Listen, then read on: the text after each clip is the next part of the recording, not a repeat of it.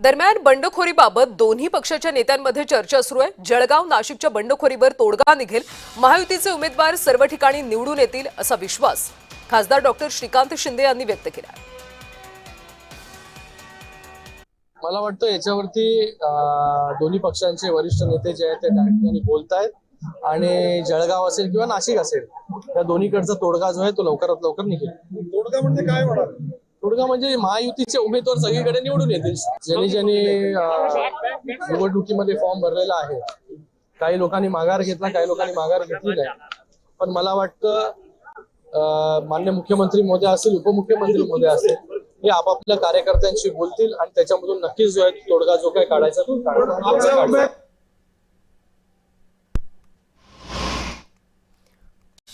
तर अशा पद्धतीनं बंडखोर या दोन्ही नेत्यांमध्ये, पक्षाच्या नेत्यांमध्ये चर्चा सुरू आहे आणि यातून तोडगा निघेल असा विश्वास खासदार श्रीकांत शिंदे यांनी व्यक्त केलेला आहे। श्रीकांत शिंदे आज जळगाव जिल्ह्याच्या दौऱ्यावर आहेत, त्यामुळे नेमका काय तोडगा निघतो हे पाहणं महत्त्वाचं आहे। आणि या संदर्भात अधिकची माहिती घेऊयात आमचे जळगावचे प्रतिनिधी जुगल पाटील यांच्याकडून।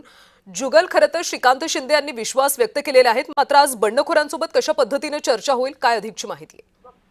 नक्कीच आज श्रीकांत शिंदे हे जळगाव जिल्हा दौऱ्यावर असून या ठिकाणी शिवसेना शिंदे सेनेच्या ज्या बंडखोर उमेदवार आहेत रेश्मा काळे यांची समजूत काढता का हे पाहणं महत्त्वाचं ठरणार आहे। श्रीकांत शिंदे यांच्या उपस्थितीमध्ये आज चाळीसगाव असेल, मुक्ताईनगर असेल, अंबरनेर असेल या ठिकाणी शिवसैनिकांच्या बैठकीचं आयोजन करण्यात आलं आहे।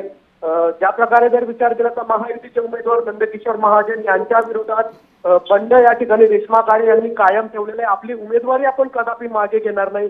या संदर्भात आज रेश्मा काळे श्रीकांत शिंदे यांची भेट घेता का हे पाहणं महत्त्वाचं ठरणार आहे। नेमकं ते कशी समजूत काढतात, कुठेतरी महायुतीमध्ये या ठिकाणी कुठेही फूट पडू नये या संदर्भात आज श्रीकांत शिंदे हे जळगाव जिल्हा दौऱ्यावर आहे। कार्यकर्त्यांशी ते संवाद साधून रेश्मा काळे यांची समजूत काढण्यात यशस्वी ठरतात का हे पाहणं आज महत्त्वाचं ठरणार आहे। जुगल, रेश्मा काळेंनी आपली भूमिका स्पष्ट केली, मी उमेदवारी मागे घेणार नाही, मात्र आज चर्चेसंदर्भात त्यांनी काही माहिती दिली आहे का?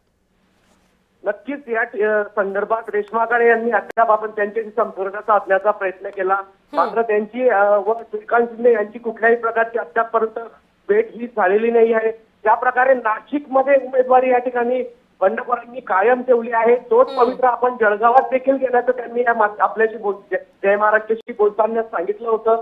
नाशिकमध्ये ज्या प्रकारे घडलेले ते या ठिकाणी घडल्यामुळे कुठेतरी आपण आपली उमेदवारी कायम ठेवत असल्याचं त्यांनी सांगितलं। त्यामुळे जुगल, आता बंडखोरी शमवण्यामध्ये श्रीकांत शिंदेंना यश येतं का हे पाहणं महत्त्वाचं आहे। धन्यवाद माहितीसाठी।